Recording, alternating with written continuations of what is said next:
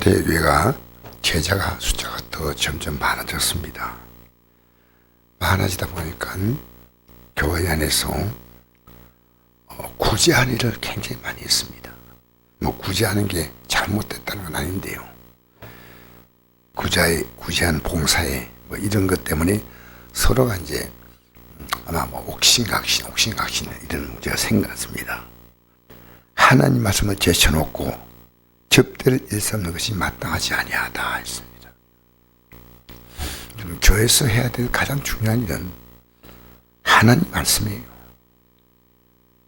하나님 말씀을 제쳐놓고 다른 데다가 다 기력을 다 빼버리면 교회가 정말 이상한 집단 되는 겁니다.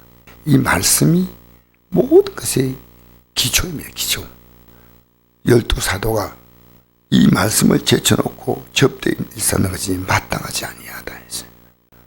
형제들 내 가운데 성령과 지가 충만하여 칭찬하는 사람 7을 택하라. 우리가 이 일을 그들에게 맡기고 우리는 오로지 기도하는 일과 말씀 사기에 힘쓰리라. 우리가 이거 잘 알고 있죠. 사도들이 해야 될 일이고 또 성도들이 해야 될 일이 있습니다. 이 일을 잘할 수 있는 사람은 또 성령과 지혜가 충만한 사람이 해야 됩니다. 교회 봉사도 아무나 하면 안 됩니다. 교회 봉사도 믿음이 없냐고 봉사하면요 하다가 다운 시비가 생겨요. 그냥 좀 부족하면 어때요? 교회가 가장 중요한 게 뭐냐? 그걸 점점 놓치고 다른 데다 관심 갖게 만드는 게 이게 사단의 역사입니다. 교회는요 가장 중요한 것은 말씀이에요. 그래서 말씀에 은혜 받고 은혜 받은 대로 봉사할 사람 봉사하고 교회가요 말씀과 기도에 교회는 전무해야 됩니다. 전무. 이게 굉장히 중요한 겁니다. 이게 본질과 비본질이 있거든요. 예배가 너무너무 중요한 겁니다. 유대인들은 하루에 2번 예배 드렸습니다. 성경에 딱 나와요. 그러니까 우리가 몇 번 예배 드린다 이거는 그것이 횟수가 중요한 건 아니고 우리가 더 여러 가지 여건 따라서 할 수 있지만 성경에는 우리가 보통 이제까지 알았던 건 유대인들은 안식일만 예배드린다 그렇게 하는데 그게 아니었습니다. 성경을 봐야 그게 나오는 겁니다. 그런데 너희가 바리새인과 서기관보다 더 낫지 아니하면 저주받고 천국에 들어갈 수 없다 그렇게 말씀했거든요. 그러니까 베드로에서 2장 9절을 보니까 우리 너희는 택하신 족속이요 왕같은 제상이요 거룩한 나라요 그의 소유가 된 백성이 이런 너희를 어둠 때 불러내어 그의 기이한 빛에 들어가게 하시니 아름다운 덕을 선포하게 하려 하심이라. 구약에는 제사장 기도가 따로 있었지만 신약에는 이걸 성직자와 일반 성도를 나눈다는 것 자체는 성경으로 볼 때는 안 맞는 겁니다. 왜냐하면 모든 사람은 주님께서 이 일을 하게 만들었습니다. 그런데 차이가 있어요. 전임 사역을 하는 사람과 또 생활하면서 이 하나님 일을 하는 사람과 레위 지파, 일반인들 이렇게 나눌 때 않았습니다. 사실 사도 바울도 원래 제상으로 말하면 제상기도를 말하면 제상 반열은 레위 지파입니다. 그죠? 그런데 무슨 지파입니까? 사도 바울이 베냐민 지파입니다. 천주교에서요 사제와 신도를 나눈 겁니다. 근데 성경은 그렇게 나누는 게 없습니다. 그러니까 예수님께서 제자들에게 말씀하시고 난 다음에 그 제자들이라는 그 말 자체가 이제 나중에는요 수많은 무리가 제자가 되었다 이래 나오거든요. 예? 제자의 수가 3천이나 더하다 그렇게 나오지 않습니까? 그러니까 이걸 자꾸 계급화 시키는데 하늘나라는 계급화가 아닙니다. 구약은 어떤 그런 질서를 만들었지만 신약은 모든 사람들이 이 제사가 뭐냐면 죄를 사는 겁니다. 근데 그 죄를 사는 것이 뭐냐면 우리가 복음을 전하면 죄를 사는 겁니다. 그 복음의 내용 안에 제사함이 있거든요.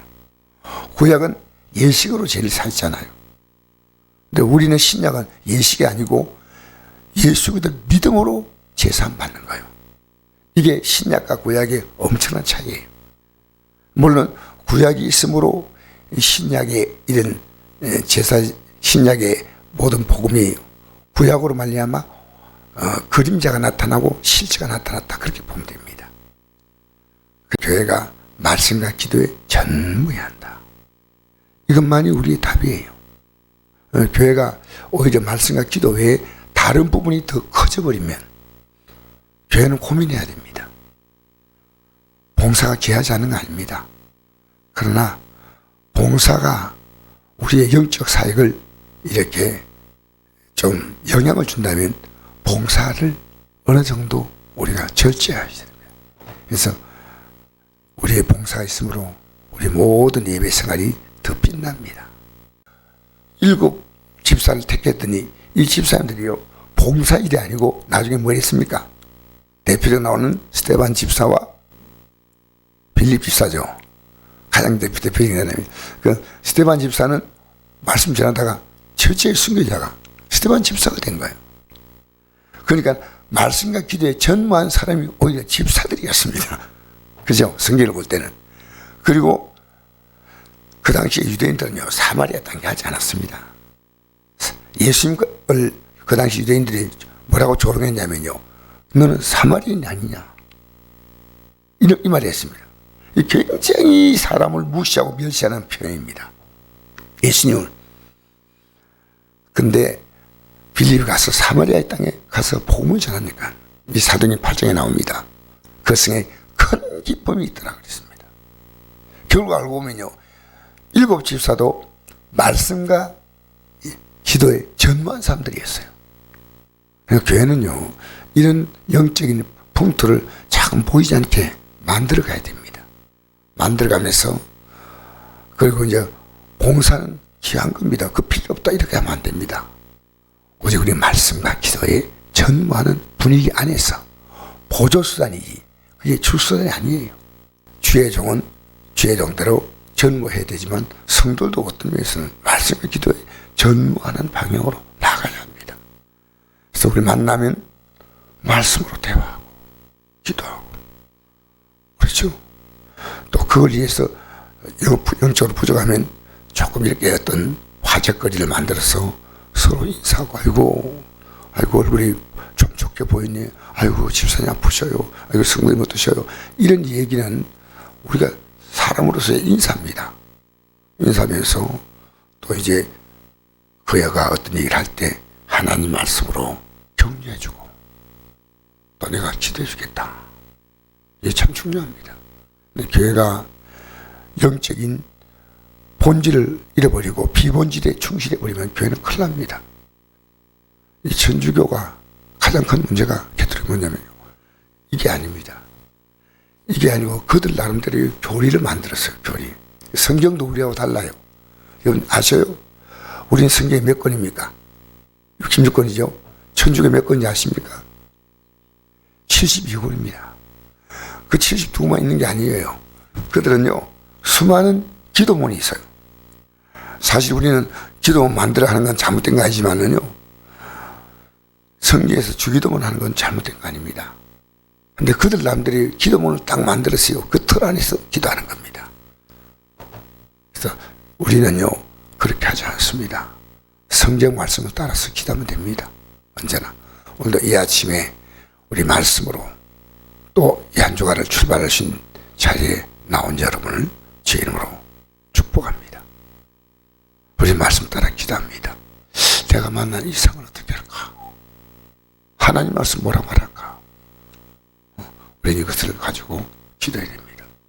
우리는 언제나 하나님 말씀 앞에서 우리가 이렇게 우리의 정확한 삶을 확인해 봐야 됩니다.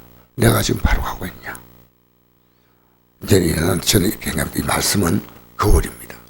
제가 오늘 아침에 나올 때도 거울을 보고 제 머리를 다듬고 면도도 하고 저를 봐야 되니까, 거울을 봐야 누가 보입니까? 제 얼굴이 보이듯이 하나님 말씀이라는 거울에 나를 비춰가야 됩니다. 여러분 날마다 이 말씀의 거울 앞에 서는 우리는 영적으로 하나님 앞에서 늘 자기를 지켜나갈 수 있습니다. 말씀과 기도에 전무하겠다. 이것이 봉사는 뭐 이제 여의된 대로 목사라고도 봉사해야 됩니다. 그러나 꼭 봉사 못하는 건 아니에요. 저도 해야 되고. 그러니까 우리의 중심 뭡니까? 말씀과 기도의 전무입니다.